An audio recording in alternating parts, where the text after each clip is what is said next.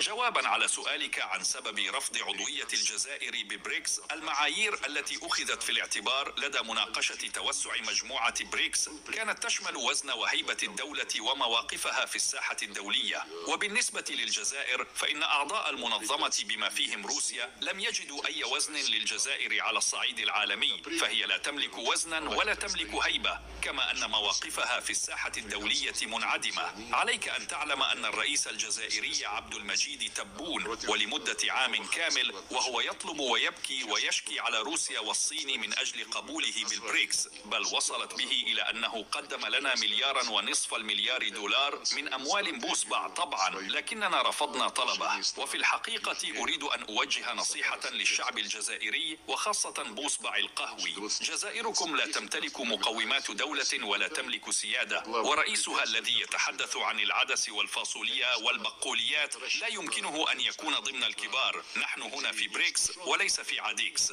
شعوب البريكس مثلا لا تقف في الطوابير من أجل الحليب والسميد والزيت. شعوبنا تستحم يوميا وليس مثلكم مرة في الشهر بسبب انقطاع الماء. نحن نشرب حليب البقرة وليس حليب الغبرة. رؤساؤنا أيضا ليس لديهم ربيب اسمه بن بطوش، والدولة التي فيها تبون وشنقريحة وبن بطوش أكيد أن طريقها كحل زحلة.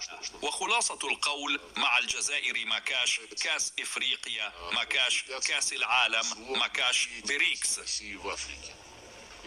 والماتش والله ما يتعاود.